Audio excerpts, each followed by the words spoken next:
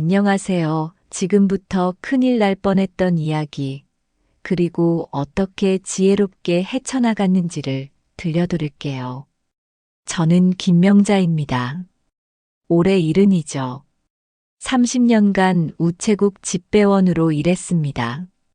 은퇴한 지 2년째입니다만 아직도 습관이 남아 있습니다. 영수증을 날짜별로 정리하는 것, 거래 전표를 빠짐없이 챙기는 것. 사람들은 이런 걸 보고 꼼꼼하다고 하더군요. 저는 그냥 숫자와 도장은 거짓말을 못한다고 배웠을 뿐입니다. 2024년 12월 초였습니다. 아들 지훈이가 제게 말했죠. 엄마 여자친구 있어. 곧 소개시켜 드릴게. 37살 아들입니다. 반도체 엔지니어로 일하는데 성실하고 착합니다. 다만 좀 소심한 편이죠. 사람들과 부딪히는 걸 싫어합니다. 저는 기뻤습니다. 늦었지만 좋은 인연을 만났다니 얼마나 다행인가요? 첫 만남은 성남 분당의 한정식집이었습니다. 지훈이 여자친구 윤세빈 씨, 그리고 어머니 윤말자 씨와 함께였죠. 식당에 들어서는 순간부터 뭔가 이상했습니다. 여기 예약했어요. 윤말자. 창가 자리로 부탁드렸는데요. 윤말자 씨의 목소리가 유난히 컸습니다. 주변 테이블 사람들이 다 쳐다볼 정도였죠. 저는 조용히 인사했습니다. 처음 뵙겠습니다. 저는 지훈이 어머니 김명자라고 합니다. 아, 네네. 저는 윤말자예요. 분당에서 부티크 운영하고 있어요. 말자 씨는 제 옷차림을 위아래로 훑었습니다.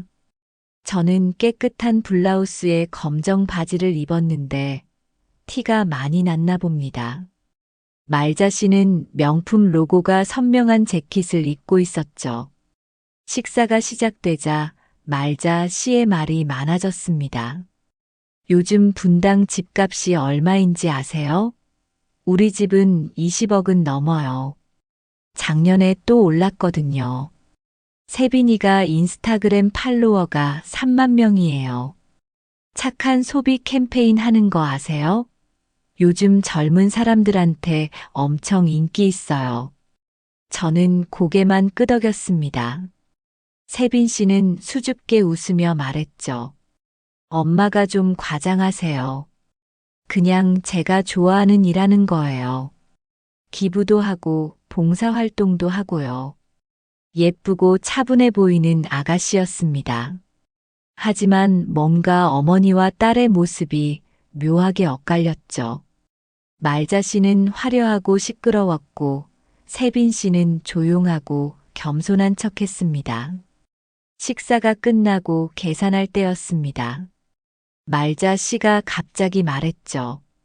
저 현금으로 낼게요. 현금 영수증은 필요 없어요. 직원이 물었습니다. 그럼 그냥 현금으로만 받으면 되나요?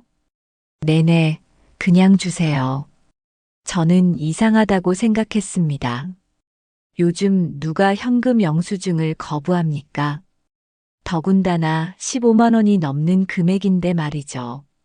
하지만 입 밖으로 내지 않았습니다. 계산대를 지나는데 눈에 들어온 게 있었습니다. 계산대 옆에 작은 우편물 픽업 박스가 놓여 있었죠. 부티크 반품용인 것 같았습니다. 박스 위에 붙은 등기우편 스티커가 보였습니다. 폐문부제라고 찍혀 있더군요. 발송인 이름이 윤말자였습니다. 폐문부제. 집배원이라면 누구나 아는 단어입니다. 수취인이 집에 없거나 문을 열지 않아서 배달하지 못했다는 뜻이죠. 한두 번은 그럴 수 있습니다.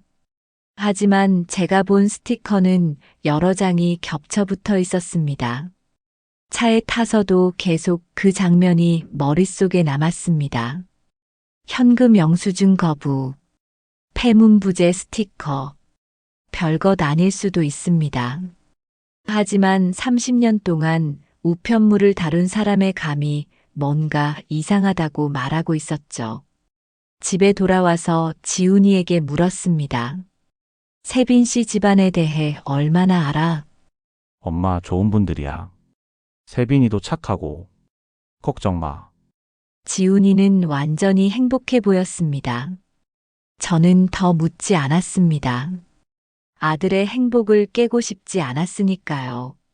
하지만 제 안의 불안은 점점 커져갔습니다. 그날 밤 저는 서랍에서 오래된 수첩을 꺼냈습니다. 집배원 시절 메모 습관이 남아 있었죠.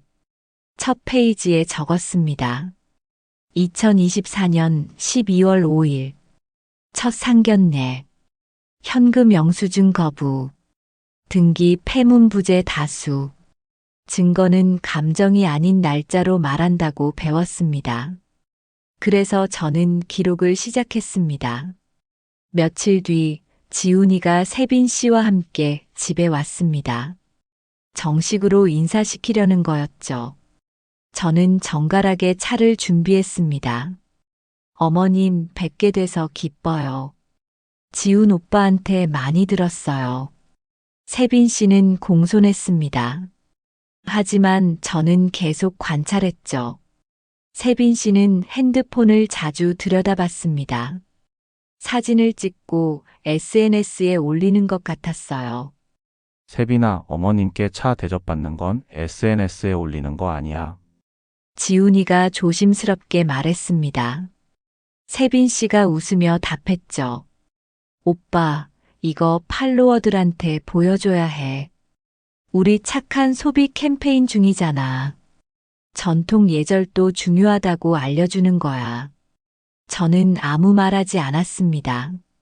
하지만 뭔가 계속 어긋났습니다. 차를 대접받는 자리를 콘텐츠로 만든다는 게 이해되지 않았죠. 다음 날 저는 용인에 있는 카페에 갔습니다. 지훈이와 세빈 씨가 자주 가는 곳이라고 했습니다. 혹시 모르니 한번 가보고 싶었죠. 카페 매니저는 29살 정도 되어 보이는 여성이었습니다. 이름표에 박소라라고 적혀 있었죠. 저는 커피를 주문했습니다. 아메리카노 한 잔 주세요. 네, 잠시만요. 커피를 받을 때였습니다. 소라 씨가 조심스럽게 커피잔 받침 아래 작은 종이 조각을 끼워줬습니다. 너무 작아서 거의 안 보일 정도였죠. 자리에 앉아서 펼쳐봤습니다. 반품, 환불 반복 손님 주의. 작은 글씨로 적혀 있었습니다. 제 심장이 빨리 뛰기 시작했죠. 소라 씨는 왜 이걸 저한테 준 걸까요? 혹시 세빈 씨를 아는 걸까요? 저는 소라 씨에게 다가갔습니다. 잠깐 여쭤봐도 될까요? 네, 말씀하세요. 이 메모, 혹시 윤세빈 씨를 아세요? 소라 씨의 얼굴이 굳어졌습니다. 주위를 살피더니 작은 목소리로 말했죠. 저희 카페 단골이세요.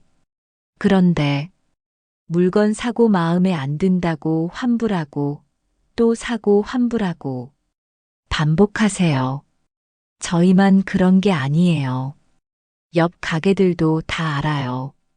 그래서 이 메모를 주신 거예요? 최근에 그분이 어떤 남자분이랑 자주 오시더라고요. 혹시 결혼 준비하시나 싶었어요. 그래서 조심하시라고요. 소라 씨는 정의로운 사람이었습니다. 모르는 사람에게 위험을 알려주다니 쉽지 않은 일이죠. 저는 고맙다고 인사했습니다. 집에 돌아와서 세빈 씨의 SNS를 찾아봤습니다. 지훈이한테 계정을 물어봐서 들어가 봤죠. 화면은 화려했습니다. 착한 소비, 기부 인증, 봉사활동 사진들이 가득했습니다. 그런데 이상한 걸 발견했습니다. 어느 날 올린 기부 인증샷이었죠. 사진 속에는 2024년 11월 15일 오후 2시 서울 마포구 복지관이라고 적혀 있었습니다. 그런데 같은 날 다른 게시물에는 오후 3시 경기도 성남시 카페라고 위치가 찍혀 있었어요. 마포에서 성남까지 1시간 만에 갈 수 있을까요? 물론 불가능하지는 않습니다. 하지만 복지관에서 봉사하고 사진 찍고 정리하고 나오면 최소 2시간은 걸립니다. 타임라인이 맞지 않았죠. 저는 스크린샷을 찍었습니다. 날짜, 시간, 위치까지 선명하게 보이도록 말이죠. 그리고 파일에 저장했습니다. 다음 날 저는 오랜만에 최문석 법무사를 찾아갔습니다. 66살, 제가 집배원 시절 등기우편을 자주 배달하던 단골이었죠. 은퇴하셨지만 아직도 가끔 자문을 해주신다고 들었습니다. 명자 씨, 오랜만이네요. 무슨 일이세요? 문석 씨, 조언 좀 구하고 싶어서 왔어요. 저는 상황을 설명했습니다. 아들의 결혼 이야기, 이상한 징후들, 그리고 제 불안감까지. 문석 씨는 진지하게 들었습니다. 명자 씨, 지금은 아직 확실한 증거가 없어요. 하지만 의심이 든다면 준비는 해야죠. 증거 보존은 감정 대신 날짜, 서명, 도장으로 하는 겁니다. 기억하세요? 네, 알아요. SNS 캡처할 때는 날짜가 보이게 하세요. 영수증, 문자, 이메일 전부 원본을 보관하세요. 그리고 절대 상대방을 자극하지 마세요. 조용히 모으는 겁니다. 문석 씨의 조언은 명확했습니다. 저는 고개를 끄덕였죠. 집으로 돌아오는 길, 저는 결심했습니다. 감정이 아닌 증거로 말하겠다고. 저는 다음 날 우체국에 갔습니다. 은퇴했지만 아직도 옛 동료들과 연락하고 지냅니다. 후배 한 명을 만났죠. 선배님, 오랜만이에요. 응, 잘 지냈어? 혹시 내가 물어볼 게 있는데. 뭔데요? 윤말 잘하는 사람 아니? 분당 쪽에 사는데. 후배는 잠깐 생각하더니 고개를 끄덕였습니다. 아, 그 주소요. 등기가 자주 반송되는 곳이에요. 폐문 부재가 엄청 많아요. 얼마나? 한 달에 서너 번은 되는 것 같아요. 독촉장이나 법원 우편물 같은 거요. 근데 왜요? 아니야, 그냥 궁금해서. 고마워. 저는 더 묻지 않았습니다. 개인정보를 캐는 건 불법이니까요. 하지만 충분했습니다. 폐문 부재가 반복된다는 것, 독촉장과 법원 우편물이 많다는 것. 이건 경제적 문제가 있다는 신호였죠. 그날 오후 지훈이한테 전화가 왔습니다. 엄마, 이번 주말에 웨딩 상담 받으러 가. 같이 가죠. 그래, 알았어. 주말 저는 지훈이, 세빈 씨, 그리고 말자 씨와 함께 웨딩 업체에 갔습니다.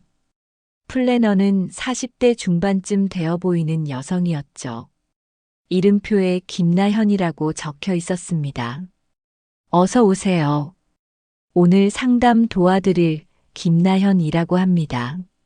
나현 씨는 프로였습니다. 차분하고 친절했죠. 상담이 시작되자 말자 씨가 먼저 입을 열었습니다. 우리 제일 비싼 패키지로 할 거예요. 우리 세빈이 결혼은 성대하게 해야죠. 네, 이쪽이 프리미엄 패키지입니다. 5천만 원대 상품이고요. 말자 씨는 팸플릿을 쭉 훑어보더니 말했습니다. 이 정도면 할인 들어가야 하는 거 아니에요? 주변에 많이 소개해 줄 테니까 30%는 깎아줘요. 나현 씨의 얼굴이 미세하게 굳었습니다. 하지만 프로답게 웃으며 답했죠. 할인 정책은 본사 규정이 있어서요. 최대한 조율해 보겠습니다. 저는 나현 씨의 책상을 유심히 봤습니다. 책상 한쪽에 CCTV 모니터가 있었죠. 화면에 불량 픽셀이 몇 개 박혀 있었습니다. 작은 점들이 화면 구석에 고정되어 있었어요. 상담이 끝나고 나올 때 나연 씨가 저에게 조용히 말했습니다. 혹시 나중에 따로 연락드려도 될까요? 네, 괜찮아요. 이틀 뒤 나연 씨한테 전화가 왔습니다. 어머님, 조심스럽게 말씀드리는 건데요. 윤 씨 모녀분이 저희 업체에서만 그런 게 아니에요. 다른 웨딩 업체에도 같은 패턴이에요. 무슨 패턴이요? 제일 비싼 걸 고르고 엄청난 할인을 요구하고 안 되면 인터넷에 악성 후기 쓰겠다고 협박하세요. 저희는 상담 내용을 음성으로 메모하거든요. 합법적으로요. 나중에 분쟁 생기면 증거로 쓰려고요. 그럼 그 음성 메모. 네, 필요하시면 드릴 수 있어요. 공식 절차 밟으시면요. 저는 가슴이 철렁했습니다. 이게 단순한 성격 차이가 아니었습니다. 계획적인 패턴이었죠. 집에 돌아와서 저는 문석 씨에게 다시 전화했습니다. 문석 씨, 증거가 좀 더 모였어요. 어떤 거요? 웨딩 플래너가 상담 기록을 갖고 있대요. 그리고 카페 매니저도 증언할 수 있을 것 같아요. 좋아요. 하지만 아직 서두르지 마세요. 더 확실한 게 필요해요. 물적 증거 말이에요. 물적 증거요? 서류, 영수증, 문서. 사람의 말은 바뀔 수 있지만 종이는 거짓말 안 해요.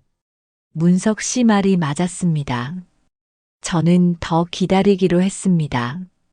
그리고 계속 관찰했죠. 며칠 뒤 지훈이가 또 세빈 씨와 함께 왔습니다. 이번에는 신혼집 이야기를 하더군요. 엄마 세빈이랑 집 알아보고 있어. 용인 쪽으로 생각 중이야. 그래, 좋은 곳 구해라. 저는 응원했습니다. 하지만 마음 한구석이 무거웠죠. 이 결혼이 정말 괜찮은 걸까? 제 의심이 틀렸으면 좋겠다고 매일 기도했습니다. 1월 중순 상견례 2차가 잡혔습니다. 이번에는 양가가 만나서 구체적인 혼사 일정을 논의하기로 했죠. 장소는 수원의 한식당이었습니다. 말자 씨는 이번에도 화려한 모습으로 등장했습니다. 명품 가방과 코트를 입고 왔죠. 세빈 씨도 깔끔하게 차려입었습니다. 식사가 시작되고 얼마 지나지 않아 말자 씨가 본론을 꺼냈습니다. 이제 구체적으로 얘기해야죠. 신혼집 대출은 지훈 씨 명의로 하고 혼수는 저희 거래처로 하면 어떨까요? 저희가 부티크 하잖아요. 할인 많이 받을 수 있어요. 저는 차분하게 답했습니다. 형편껏 돕겠습니다. 하지만 거래처까지 지정하시는 건 어머님, 이게 요즘 추세예요. 서로 도우면서 하는 거죠. 어머님은 혹시 얼마나 도와주실 생각이세요? 말자 씨의 목소리가 날카로워졌습니다. 저는 당황했죠. 조심스러운 주제를 이런 식으로 직접적으로 물어보다니. 제가 형편이 넉넉하지 않아서요. 최선을 다하겠습니다. 최선이요? 구체적으로 얼마인데요? 지훈이가 끼어들었습니다. 세빈아, 엄마 이런 얘기는 나중에 하자. 하지만 말자 씨는 멈추지 않았습니다. 나중에요? 혼사가 코앞인데요? 솔직히 말씀하세요. 얼마나 도와주실 건데요? 2천? 3천? 저는 숨이 막혔습니다. 이건 협상이 아니라 압박이었죠. 세빈 씨는 옆에서 아무 말도 하지 않았습니다. 고개만 숙이고 있었어요. 죄송하지만 그 정도는 어렵습니다. 뭐라고요? 그럼 천도 안 돼요? 말자 씨의 목소리가 식당 안에 울려 퍼졌습니다. 주변 테이블 사람들이 쳐다봤죠. 저는 얼굴이 화끈거렸습니다. 창피함과 분노가 동시에 올라왔어요. 지훈아, 우리 일어나자. 저는 자리에서 일어났습니다. 지훈이가 황급히 따라 일어났죠. 밖으로 나오는데 뒤에서 말자 씨의 목소리가 들렸습니다. 아니, 저러고 어떻게 혼사를 치러요? 말이 돼요? 차에 타자 지훈이가 말했습니다. 엄마 미안해. 내가 미리 얘기를 못해서. 지훈아, 넌 잘못 없어. 하지만 저 사람들, 뭔가 이상해. 엄마 저분이 좀 직설적이긴 한데 나쁜 사람은 아니야. 저는 한숨을 쉬었습니다. 지훈이는 아직도 모르고 있었죠.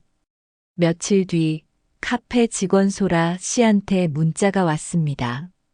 어머님, 윤 씨 모녀가 저희 카페에 와서 협박했어요. 팔로워가 몇만 명인데 악성 후기 쓰겠다고요. 저희 사장님이 CCTV 자료 백업해뒀어요. 필요하시면 도와드릴게요. 저는 소라 씨에게 고맙다고 답장했습니다. 그리고 문석 씨에게 전화했죠. 문석 씨, 이제 움직여야 할 것 같아요. 무슨 일 있었어요? 저는 상견례에서 있었던 일, 그리고 소라 씨의 문자를 설명했습니다. 문석 씨는 잠시 침묵하더니 말했죠. 명자 씨, 이제 법적 절차를 밟을 때가 됐어요. 증거는 충분히 모였으니까요. 어떻게 하면 돼요? 우선 내용 증명을 보내요. 과도한 요구 중단하라고, 허위 사실 유포하지 말라고. 그 다음에 웨딩업체, 카페, 부티크의 거래 내역 사실 조회를 신청하는 거예요. 금액이나 개인정보는 빼고 존재 여부만 확인하는 겁니다. CCTV는요? 증거 보존 촉탁을 신청해요. 법원에 요청하면 원본을 보관하게 할 수 있어요. 저는 결심했습니다. 말로 설득이 안 되면 문서로 말하는 수밖에 없었죠. 저는 집에 돌아와서 서재문을 열었습니다. 벽 한쪽에 꽂혀 있는 포켓 파일들이 보였죠. 연도별, 월별로 정리된 영수증과 전표들이었습니다. 집배원 시절부터 이어온 습관이었습니다. 우편 영수증, 거래 전표, 심지어 작은 메모까지 전부 날짜별로 보관했죠. 사람들은 이해하지 못했습니다. 왜 이런 걸 모으냐고 물었어요. 하지만 저는 알고 있었습니다. 언젠가 필요한 날이 온다는 걸. 저는 2024년 12월 파일을 꺼냈습니다. 첫 상견례 날짜인 12월 5일 섹션을 펼쳤죠. 그날 제가 찍어둔 사진들이 있었습니다. 한정식집 계산대 옆 우편 픽업 박스 사진, 그리고 폐문부제 스티커가 겹쳐붙은 모습. 다음 파일을 열었습니다. 세빈 씨의 SNS 스크린샷들이었죠. 날짜와 시간이 선명하게 보였습니다. 11월 15일 오후 2시 마포구 복지관, 같은 날 오후 3시 성남시 카페. 물리적으로 불가능한 타임라인이었습니다.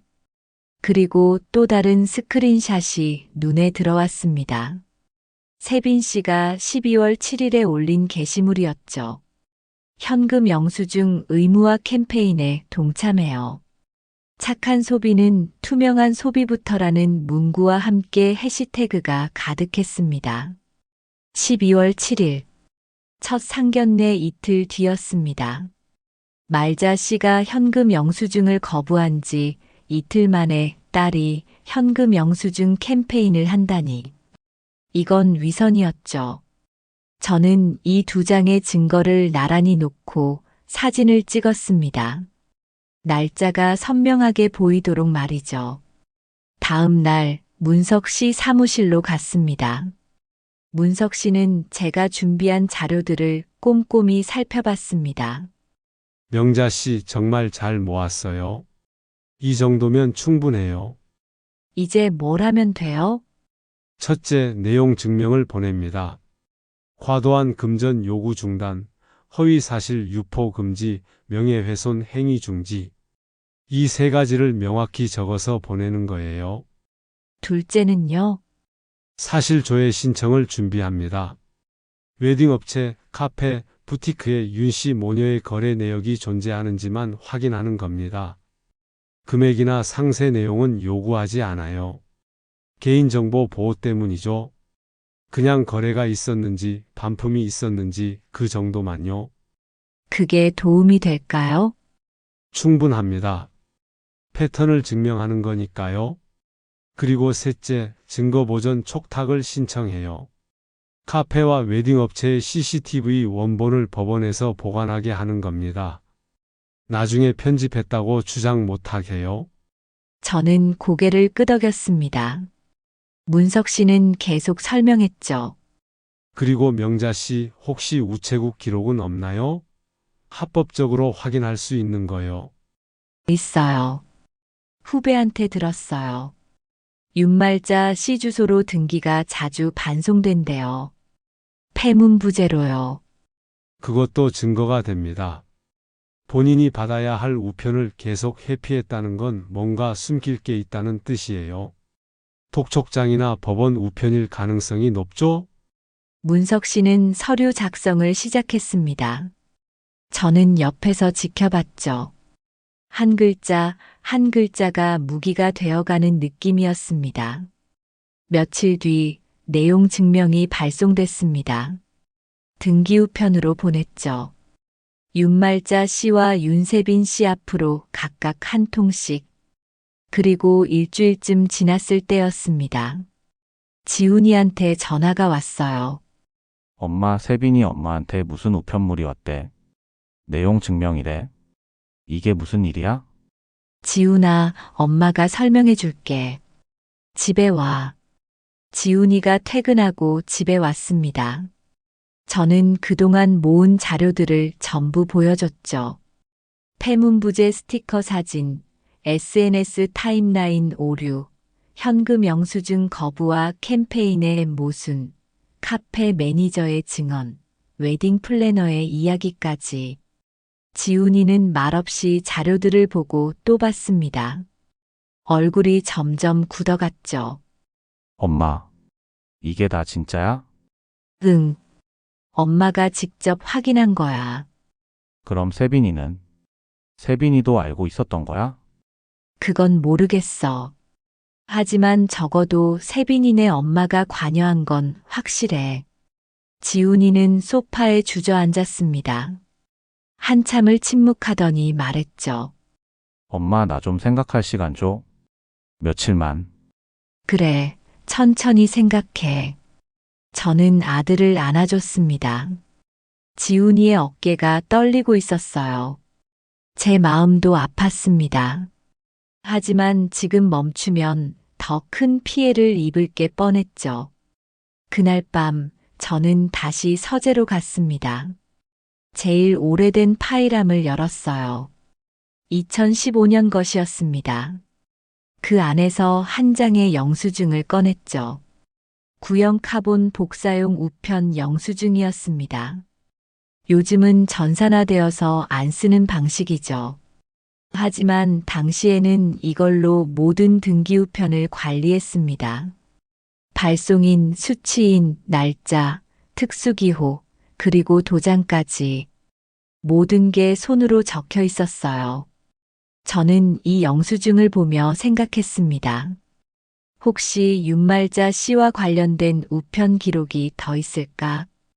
옛날 기록 중에 뭔가 있지 않을까? 다음 날 아침 저는 다시 우체국으로 갔습니다. 이번에는 선배를 만났죠. 70세, 저보다 일찍 은퇴하신 분이었습니다. 명자야, 무슨 일이야? 선배님, 혹시 옛날 우편 기록 확인할 수 있나요? 2015년에서 2020년 사이 것이요. 그거야 보관소에 있지.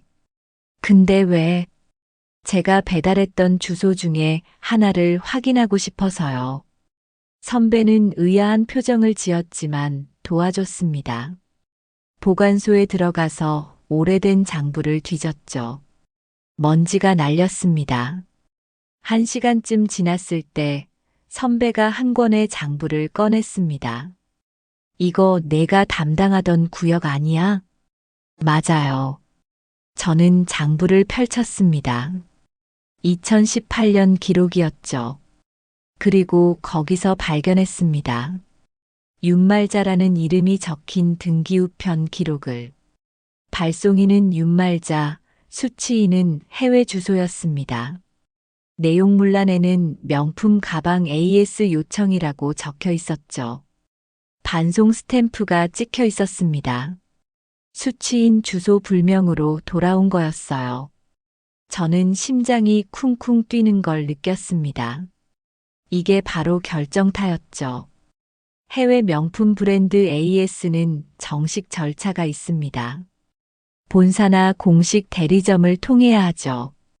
그런데 개인이 임의로 해외 주소로 보냈다는 건 뭘 의미할까요? 위조품 감정을 받으려 했다는 뜻입니다. 저는 선배에게 부탁했습니다. 선배님, 이거 사본 떠도 될까요? 제가 담당했던 구역이고 제 서명도 있으니까요. 그래, 가져가. 어차피 보관 기한 지나서 곧 폐기할 거야. 저는 조심스럽게 그 페이지를 복사했습니다. 발송인, 수취인, 날짜, 내용물, 반송 스탬프, 그리고 제 서명까지. 모든 게 선명했죠. 집으로 돌아오는 길, 저는 이 한 장의 종이를 꼭 쥐고 있었습니다. 이제 마지막 퍼즐이 맞춰졌습니다. 3월 초 상견례 3차가 잡혔습니다. 말자 씨 측에서 먼저 연락을 해왔죠. 내용 증명을 받고도 태연했습니다. 오히려 더 당당했어요. 어머님, 오해가 있으신 것 같아요. 만나서 얘기해요. 저는 수락했습니다. 이번이 마지막이라고 생각했죠. 장소는 수원의 한 식당이었습니다. 지훈이와 제가 먼저 도착했어요. 지훈이는 지난 며칠간 많이 고민한 것 같았습니다. 얼굴이 수척했죠. 엄마 오늘 어떻게 될까? 지훈아, 진실이 밝혀질 거야. 말자 씨와 세빈 씨가 도착했습니다. 말자 씨는 여전히 화려한 복장이었지만 표정이 굳어 있었어요. 세빈 씨는 눈이 빨갛게 부어 있었습니다. 자리에 앉자마자 씨가 먼저 입을 열었습니다. 어머님, 내용 증명은 좀 심하신 것 같아요. 우리가 뭘 잘못했다고 그러세요? 저는 가방에서 파일을 꺼냈습니다. 두툼한 파일이었죠. 테이블 위에 조용히 놓았습니다. 이게 뭔데요? 증거예요. 저는 첫 번째 서류를 꺼냈습니다. 12월 5일 첫 상견례 날 찍은 사진이었죠. 한정식집 계산대 옆 우편 픽업 박스, 그리고 폐문부제 스티커가 겹쳐붙은 모습. 이게 말자 씨 이름으로 된 등기우편이에요. 폐문부제가 한두 번이 아니죠. 말자 씨의 얼굴이 하얗게 변했습니다. 그게 뭐 어쨌다고요? 집에 없을 수도 있죠. 저는 두 번째 서류를 꺼냈습니다. 제 우체국 후배가 확인해준 사실이에요. 말자 씨 주소로 한 달에 서너 번씩 등기가 반송된대요. 대부분 독촉장이나 법원 우편이라고 하더군요. 그건 개인정보 아니에요? 이렇게 하는 건 불법이죠. 아니에요. 반송 사실과 횟수만 확인한 거예요. 내용은 모릅니다. 하지만 패턴은 알 수 있죠. 세 번째 서류를 꺼냈습니다. 세빈 씨의 SNS 스크린샷 2장이었어요. 세빈 씨, 이거 기억하세요? 11월 15일 오후 2시 마포구 복지관에서 봉사활동, 그리고 같은 날 오후 3시 성남시 카페. 어떻게 1시간 만에 이동하셨어요? 세빈 씨는 고개를 숙였습니다. 대답하지 못했죠. 그리고 이것도 보세요. 12월 5일 상견례 날 말자 씨는 현금 영수증을 거부하셨어요. 그런데 이틀 뒤 세빈 씨는 현금 영수증 의무화 캠페인을 SNS에 올렸죠. 착한 소비는 투명한 소비부터라면서요. 말자 씨가 테이블을 탁 쳤습니다. 이게 다 뭐예요? 우리 고소할 거예요. 명예훼손이에요. 저는 침착하게 4번째 서류를 꺼냈습니다. 웨딩 플래너 김나현 씨의 사실 확인서예요. 말자 씨 모녀가 제일 비싼 패키지를 고르고 30% 할인을 요구했다고 적혀 있어요. 안 되면 악성 후기 쓰겠다고 협박했다고도 나와 있죠. 상담 음성 메모도 보관 중이랍니다. 거짓말이에요. 증거보전 촉탁 신청했어요. CCTV 원본이 법원에 보관되어 있습니다. 웨딩업체 사무실에 있는 CCTV요. 화면에 불량 픽셀이 몇 개 박혀 있죠. 그 픽셀 위치로 원본인지 편집본인지 확인할 수 있어요. 말자 씨는 말문이 막혔습니다. 저는 5번째 서류를 꺼냈습니다. 카페 매니저 박소라 씨의 업무일지 사본이었죠. 소라 씨의 기록이에요. 세빈 씨가 카페에서 물건을 사고 환불하고 또 사고 환불하고 반복했다고 나와 있어요. 그리고 최근에는 팔로워가 몇만 명인데 악성 후기 쓰겠다고 협박했다고도 적혀 있네요. 세빈 씨가 울기 시작했습니다. 어머님, 죄송해요. 제가 잘못했어요. 하지만 말자 씨는 끝까지 버텼습니다. 그래서요? 이게 다예요? 우리가 좀 까다로웠다는 것뿐이잖아요. 저는 마지막 서류를 꺼냈습니다. 구형 카본 복사용 우편 영수증이었죠. 2018년 것이었습니다.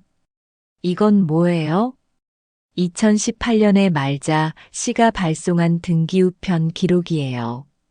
제가 직접 배달 담당했던 구역이죠. 저는 영수증을 펼쳤습니다. 발송인 윤말자, 수취인 해외 주소, 내용물 명품 가방 AS 요청, 그리고 반송 스탬프, 명품 가방을 해외로 보내셨네요. AS 요청이라고 적혀 있어요. 그런데 반송됐죠. 수취인 주소 불명으로요. 그게 왜요? 정품이었으면 공식 대리점으로 보냈겠죠. 왜 임의로 해외 주소로 보내셨어요? 혹시 위조품 감정을 받으려 하신 건 아니에요? 말자 씨의 얼굴이 완전히 하얗게 질렸습니다. 저는 계속 말했습니다. 그리고 이 영수증의 날짜를 보세요. 2018년 8월 23일이에요. 세빈 씨가 SNS에 올린 명품 가방 언박싱 라이브가 8월 24일이었죠. 하루 전이에요. 세빈 씨는 완전히 무너졌습니다. 테이블에 얼굴을 묻고 울기 시작했어요. 저는 파일을 덮으며 말했습니다. 오늘 이 자리에서 혼사는 접겠습니다. 지훈이는 아무 말도 하지 않았습니다. 그저 고개를 숙이고 있었죠. 말자 씨는 입술을 떨며 말했습니다. 우리가 잘못했어요. 하지만 우리도 사정이 있었어요. 사정이요? 빚이 많아요. 부티크도 사실 망했어요. 세빈이 SNS로 돈 벌려고 했는데 그것도 안 됐고요. 그래서 좋은 집안이랑 혼사 성사시키면 좀 나아질까 싶었어요. 저는 한숨을 쉬었습니다. 불쌍하기도 했습니다. 하지만 용서할 수는 없었죠. 사정이 있으면 사기를 쳐도 된다고 생각하세요? 제 아들을 이용하려 했잖아요. 죄송합니다. 정말 죄송해요. 저는 자리에서 일어났습니다. 지훈아, 가자. 지훈이가 따라 일어섰습니다. 밖으로 나오는데 뒤에서 세빈 씨의 울음소리가 들렸어요. 하지만 저는 돌아보지 않았습니다. 이틀 뒤 인터넷 커뮤니티에 글이 하나 올라왔습니다. 제목은 예비 시어머니한테 사기당한 착한 며느리였죠. 지훈이가 발견해서 저한테 보여줬습니다. 글 내용은 터무니없었습니다. 저희가 혼사 비용을 약속해놓고 안 준다. 말자. 씨 모녀를 사기꾼 취급한다. 근거 없는 의심으로 명예를 훼손했다. 온갖 거짓말이 적혀 있었어요. 댓글도 달리기 시작했습니다. 요즘 시어머니들 진짜 문제네요. 착한 며느리한테 왜 저러는 거예요? 세빈 씨 SNS 봤는데 정말 좋은 분 같던데. 저는 분노가 치밀어 올랐습니다. 하지만 침착함을 유지했죠. 문석 씨에게 즉시 연락했습니다. 문석 씨, 인터넷에 허위 글이 올라왔어요. 캡처하세요. 지금 당장. 날짜와 시간이 보이게요. URL도 메모해 두고요. 저는 글 전체를 스크린샷으로 저장했습니다. 댓글까지 전부요. 지훈이도 자기 핸드폰으로 백업했죠. 다음 날 글은 더 퍼져나갔습니다. 다른 커뮤니티에도 복사되어 올라왔어요. 저희 이름은 나오지 않았지만 상황 설명이 워낙 구체적이라 아는 사람은 다 알 수 있었습니다. 문석 씨가 즉시 움직였습니다. 명자 씨, 이제 법적 대응 들어갑니다. 정보통신망법상 명예훼손으로 신고하고 게시글 임시조치 요청할게요. 시간이 얼마나 걸려요? 빠르면 일주일 안에 글이 내려갈 겁니다. 그리고 명예훼손과 공갈 미수로 고소 준비도 시작할게요. 며칠 뒤 반전이 시작됐습니다. 웨딩 플래너 김나현 씨가 정식 진술서를 작성해 줬어요. 말자 씨 모녀의 상습적인 패턴, 협박 시도, 그리고 다른 업체에서도 같은 일이 있었다는 내용이었죠. 박소라 씨도 사실 확인서를 써줬습니다. 거기에 인근 점주 2명도 동참했어요. 모두 같은 피해를 겪었던 사람들이었습니다. 그리고 결정적인 증언이 하나 더 들어왔습니다. 낯선 번호로 전화가 왔죠. 혹시 김명자 씨 맞으세요? 네, 맞는데요. 누구시죠? 저는 이준혁이라고 합니다. 3년 전에 윤세빈 씨와 사귀었던 사람이에요. 저는 깜짝 놀랐습니다. 어떻게 저한테 연락하셨어요? 커뮤니티 글 봤어요. 상황 설명 보니 윤 씨 모녀가 확실하더라고요. 저도 당했거든요. 무슨 일이 있었나요? 똑같아요. 결혼 이야기 나오자마자 집안 재산 캐묻고 신혼집 대출명의 제 걸로 하자고 하고 혼수도 자기네 거래처로 하자고 했어요. 이상해서 알아봤더니 빚이 엄청 많더라고요. 바로 헤어졌죠. 그 증거가 있나요? 당시 문자랑 카카오톡 다 백업해뒀어요. 필요하시면 드릴게요. 저는 감사 인사를 했습니다. 이준혁 씨의 증언은 패턴을 입증하는 결정적 증거였죠. 한편 지훈이는 스스로 조사를 시작했습니다. 세빈 씨의 SNS를 더 파고들었어요. 그리고 발견했죠. 엄마 이것 봐. 지훈이가 보여준 건 세빈 씨의 구호 물품 전달 사진이었습니다. 그런데 배경을 자세히 보니 이상했어요. 벽지 패턴이 너무 깔끔했고 조명도 전문적이었죠. 지훈이가 여기미지 검색을 해봤습니다. 그 배경은 대여 스튜디오였어요. 스튜디오 홈페이지에 똑같은 공간이 나왔습니다. 엄마, 이거 연출한 거야. 진짜 봉사활동이 아니라 스튜디오에서 찍은 거라고. 지훈이는 스튜디오 예약 시스템을 확인했습니다. 날짜와 시간이 일치했죠. 그리고 결제 내역도 찾아냈어요. 세빈 씨 명의 카드로 스튜디오 대여료가 결제되어 있었습니다. 모든 게 거짓말이었어. 지훈이는 완전히 무너졌습니다. 저는 아들을 안아줬죠. 지훈아, 지금 알게 돼서 다행이야. 결혼하고 나서 알았으면 어쩔 뻔했니? 엄마, 미안해. 내가 너무 순진했어. 아니야. 넌 잘못 없어. 사람을 믿는 게 잘못은 아니야. 며칠 뒤 게시글들이 하나씩 내려가기 시작했습니다. 임시조치가 받아들여진 거였죠. 그리고 법원에서 조정기일 통지서가 왔습니다. 3월 말 법원 조정기일이 잡혔습니다. 저는 문석 씨와 함께 법원에 갔죠. 지훈이도 같이 왔습니다. 조정실은 생각보다 작았습니다. 테이블 하나와 의자 몇 개가 전부였죠. 조정위원 한 분이 들어오셨습니다. 50대 후반쯤 되어 보이는 여성이었어요. 양측 모두 오셨네요. 시작하겠습니다. 말자 씨와 세빈 씨도 들어왔습니다. 둘 다 초췌해 보였어요. 화려하던 옷차림도 사라졌습니다. 평범한 검정 옷을 입고 있었죠. 조정위원이 말했습니다. 오늘은 양측의 주장을 듣고 합의점을 찾아보겠습니다. 먼저 신청인 측부터 말씀하세요. 문석 씨가 준비한 서류를 꺼냈습니다. 저희가 그동안 모은 모든 증거였죠.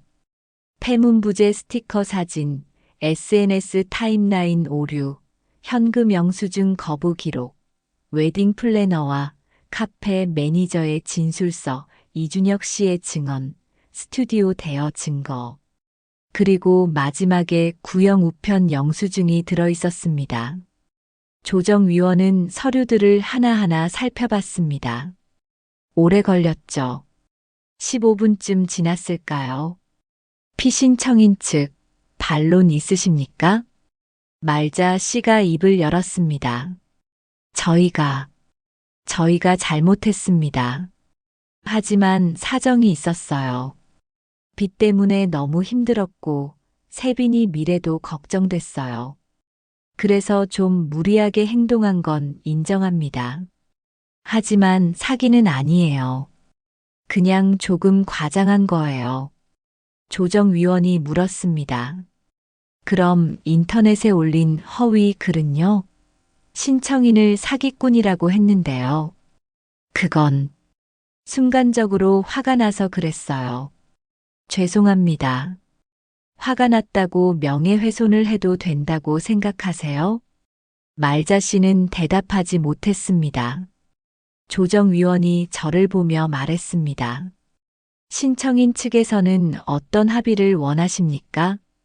저는 잠시 생각했습니다. 사실 형사 고소까지 갈 수도 있었어요. 명예훼손, 공갈 미수, 사기 예비 혐의로 말이죠. 하지만 저는 그렇게 하고 싶지 않았습니다. 위자료는 원하지 않습니다. 대신 3가지를 요구합니다. 말씀하세요. 첫째, 인터넷에 올린 모든 허위 글에 대해 공개 사과문을 게시할 것. 둘째, 저희 가족에게 다시는 접근하지 않겠다는 각서를 쓸 것. 셋째, 같은 방식으로 다른 사람을 속이지 않겠다는 서약서를 쓸 것. 말자 씨가 고개를 들었습니다. 놀란 표정이었죠. 그게 다예요? 네. 저는 처벌을 원하는 게 아니에요. 재발 방지를 원하는 겁니다. 조정위원도 조금 놀란 것 같았습니다. 형사 고소는 유보하시겠다는 말씀이신가요? 네. 이번 조정에서 합의가 이루어지고 약속을 지키신다면 고소하지 않겠습니다. 말자 씨는 눈물을 흘리기 시작했습니다. 세빈 씨도 울고 있었죠. 감사합니다. 정말 감사합니다. 약속 지킬게요. 하지만 저는 아직 끝내지 않았습니다. 다만 한 가지 더 보여드릴 게 있습니다. 저는 가방에서 마지막 서류를 꺼냈습니다. 구형 우편 영수증이었죠.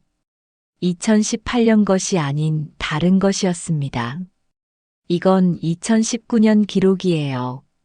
조정위원에게 영수증을 건넸습니다. 발송인 윤말자, 수취인 해외 주소 대행업체, 내용물 명품 위조품 감정 회신 반송. 조정위원의 눈이 커졌습니다. 이건 명품 위조품 감정 요청을 보냈다가 반송된 기록이에요. 발송 날짜, 특수 기호, 도장 전부 확인하실 수 있습니다. 제가 직접 배달 담당했던 구역이고요. 저는 말자 씨를 똑바로 보며 말했습니다. 말자 씨, 제가 이걸 왜 보여드리는지 아세요? 처벌하려는 게 아니에요. 이제 그만하시라는 겁니다. 가짜로 사람을 속이는 삶, 이제 그만 사세요. 말자 씨는 테이블에 얼굴을 묻었습니다. 어깨가 심하게 떨렸죠. 세빈 씨가 대신 말했습니다. 어머님, 정말 죄송합니다.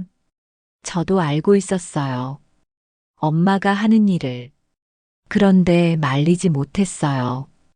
저도 SNS로 돈 벌고 싶었고, 좋은 집안이랑 결혼하면 인생이 바뀔 거라고 생각했어요.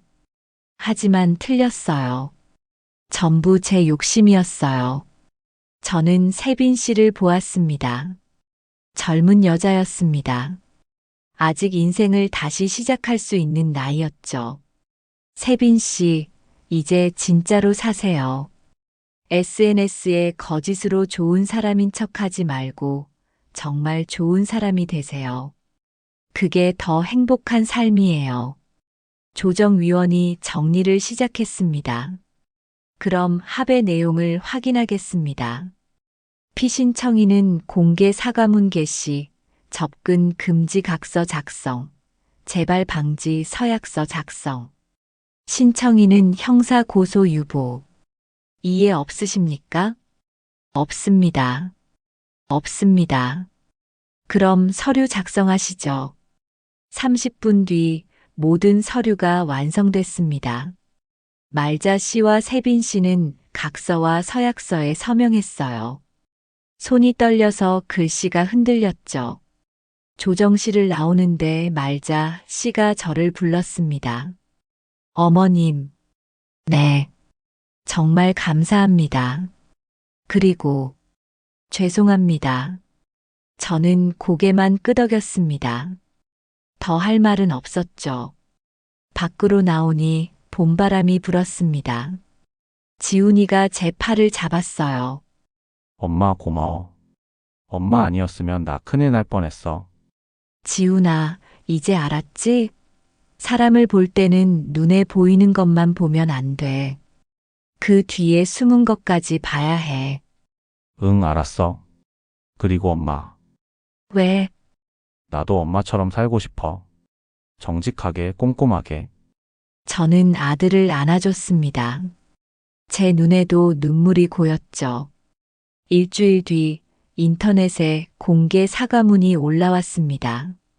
말자 씨와 세빈 씨가 함께 쓴 글이었어요. 허위 사실을 유포한 것에 대한 사과, 그리고 앞으로는 정직하게 살겠다는 다짐이 적혀 있었습니다. 댓글들이 달렸습니다. 진실이 밝혀져서 다행이네요. 사과문이라도 올려서 다행입니다. 앞으로는 똑바로 사셨으면 좋겠어요. 저는 더 이상 그 글을 보지 않았습니다. 이제 끝났으니까요. 4월 초 따뜻한 봄날이었습니다. 저는 용인에 있는 카페로 갔어요. 박소라 씨를 만나러 말이죠. 어머님 오셨어요? 네, 소라 씨. 이거 받아요. 저는 감사 봉투를 건넸습니다. 크지 않은 금액이었지만 제 마음이었죠. 어머님, 이건 못 받아요. 저는 당연한 일한 거예요. 아니에요. 소라 씨가 용기 내지 않았으면 저도 확신을 못 가졌을 거예요. 꼭 받아줘요. 소라 씨는 눈물을 글썽이며 받았습니다. 어머님 정말 멋있으세요. 저도 어머님처럼 당당한 사람이 되고 싶어요. 소라 씨는 이미 당당한 사람이에요. 잘못된 걸 보고 목소리 낸 거니까요. 카페를 나오는데 핸드폰이 울렸습니다. 웨딩 플래너 김나현 씨였죠. 어머님, 저예요. 조정 잘 끝나셨다면서요? 네, 덕분이에요. 다행이에요. 저희 업계에서도 윤 씨 모녀 이야기 다 퍼졌어요.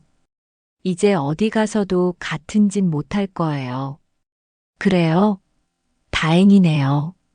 어머님, 정말 대단하세요. 증거를 그렇게 꼼꼼하게 모으시다니. 배울 점이 많았어요. 전화를 끊고 집으로 돌아왔습니다. 집에 들어서니 지훈이가 거실에서 노트북을 보고 있었어요. 엄마 왔어? 응. 뭐해? 아빠 사진 보고 있어. 저는 지훈이 옆에 앉았습니다. 화면에는 남편 사진이 떠 있었죠. 10년 전에 세상을 떠난 남편이었습니다. 아빠도 정직한 사람이었지? 응. 평생 한 우체국에서 일하셨어. 단 한 번도 남의 우편물 함부로 안 열어보셨고, 단 한 번도 거짓말 안 하셨지. 나도 그렇게 살고 싶어. 아빠처럼 엄마처럼. 저는 아들의 어깨를 토닥였습니다. 지훈아, 넌 이미 그렇게 살고 있어. 이번 일로 더 강해졌고, 엄마 나중에 좋은 사람 만나면 엄마한테 제일 먼저 말할게. 그리고 엄마 의견 꼭 들을게. 그래, 천천히 해. 급할 거 없어. 그날 밤 저는 서재로 갔습니다. 벽에 걸린 포켓 파일들을 보며 생각했죠. 30년간 모은 영수증과 전표들. 누군가는 쓸데없다고 했지만 결국 이것들이 제 아들을 지켰습니다. 저는 새 파일을 하나 꺼냈습니다. 표지에 2025년이라고 썼죠. 그리고 첫 페이지를 열어 적었습니다. 3월 28일. 조정 성립. 아들을 지켰다. 진실이 이겼다. 창밖을 보니 보름달이 떠 있었습니다. 밝고 환한 달이었죠. 저는 속으로 생각했습니다. 우편은 정확한 주소로 찾아갑니다. 어떤 날씨에도, 어떤 상황에도 말이죠. 진실도 마찬가지입니다. 시간이 걸리더라도 결국에는 제자리를 찾아갑니다.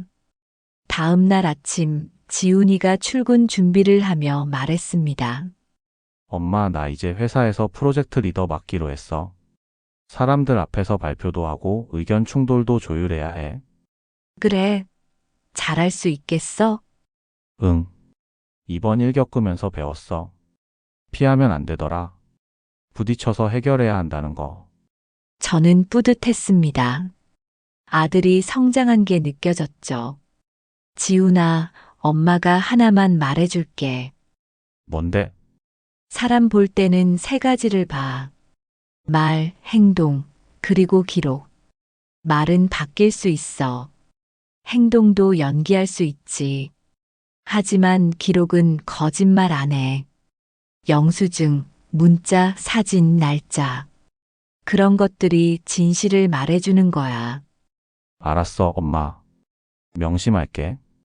지훈이가 출근하고 집이 조용해졌습니다. 저는 커피를 한 잔 내려 마셨죠. 창밖으로 봄꽃이 피어나는 게 보였습니다.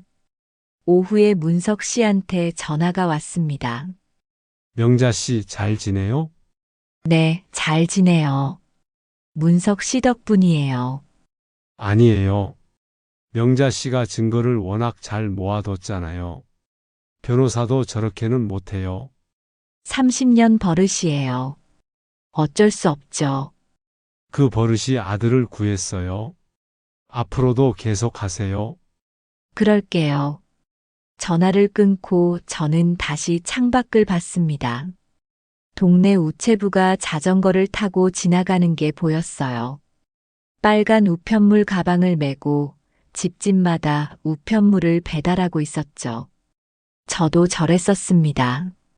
비가 오나 눈이 오나 더운 여름이나 추운 겨울이나 정확한 주소로 우편물을 배달했죠. 한 번도 빠뜨린 적 없었습니다. 그게 제 자부심이었어요. 그리고 이번에도 저는 정확하게 배달했습니다. 진실을 제자리에 전달했죠. 저는 미소 지으며 커피를 마셨습니다. 봄바람이 불어왔습니다.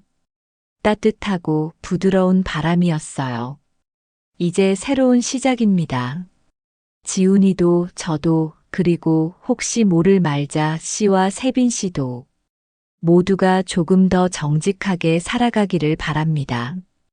우편은 정확한 주소로 찾아갑니다. 진실도 결국에는 제자리를 찾습니다. 시간이 걸리더라도 어렵더라도 반드시 말이죠. 저는 그렇게 믿습니다. 그리고 그렇게 살아왔습니다. 앞으로도 그럴 겁니다. 70년을 살아온 제 인생에서 가장 확실한 진리는 이겁니다. 숫자와 도장은 거짓말을 못한다는 것. 그리고 정직이 결국 이긴다는 것. 창밖 벚꽃이 흩날렸습니다. 아름다운 봄날이었습니다. 여기까지 제 이야기 들어주셔서 감사합니다. 재미있게 들으셨다면 좋아요와 구독 부탁드립니다. 오늘도 빛나는 하루 보내시고 항상 건강하세요.